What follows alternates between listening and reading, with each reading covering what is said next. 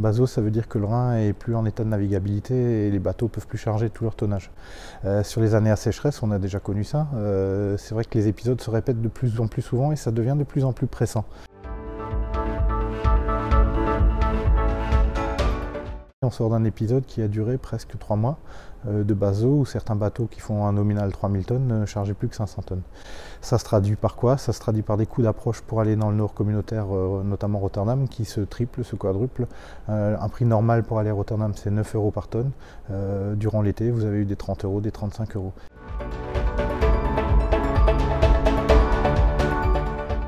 C'est problématique pour nos clients qui achètent sur le Rhin parce que le Rhin était toujours réputé être fiable.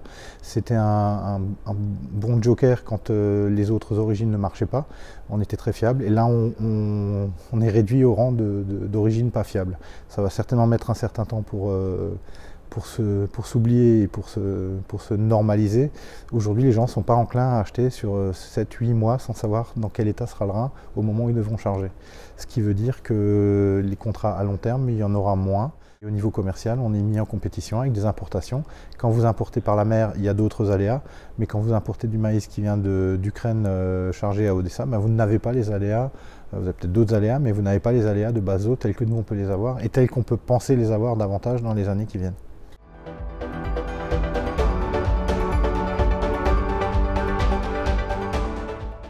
Ces concurrents étaient déjà là, on a d'autres atouts, hein. On a une maîtrise du non-OGM qui est parfaite en Alsace, on a une maîtrise des mycotoxines qui est très bonne aussi et on a une maîtrise qualitative qui est excellente. Par contre, en termes de logistique, on était, on va dire, sans aléas.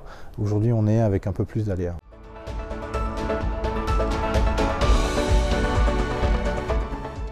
Les autres solutions, ce serait un grand chantier sur le Rhin, notamment pour réduire les endroits où le niveau d'eau est trop bas pour que les bateaux passent. Il y a certains goulots d'étranglement. Ce sont des grands chantiers. Si la situation perdure, il ne faut pas hésiter à les envisager.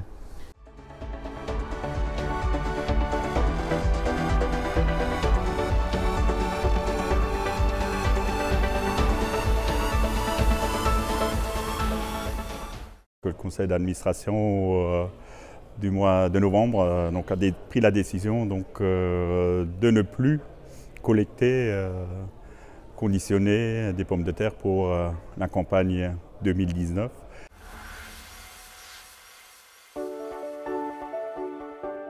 Ces 5 dernières années, avec un raffermissement de la demande de marché par rapport à des produits de plus en plus lavables, avec une homogénéité de tenue de peau qu'on a de mal à produire sur nos sols assez hétérogènes alsaciens, avec un cahier de charge qui impose une rotation de plus de 5 ans, une obligation d'irrigation. On a une érosion depuis 5 ans constante des surfaces mises en production de nos producteurs, à en arriver à ce qu'on a du mal à tenir la taille critique au niveau des volumes pour que la filière reste viable.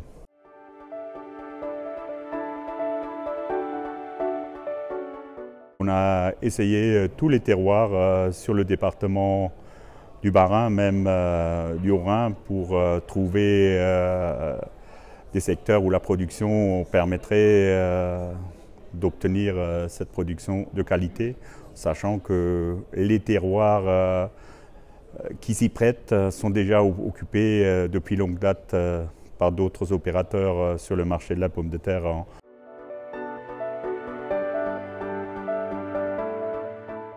En amont, nous avions rencontré tous les producteurs pour leur en parler et aussi leur proposer, pour ceux qui veulent continuer la production de pommes de terre, de les accompagner pour trouver des nouveaux créneaux avec d'autres opérateurs sur le département du Bas-Rhin. La moitié vont certainement continuer vu qu'ils sont sur un terroir opportun.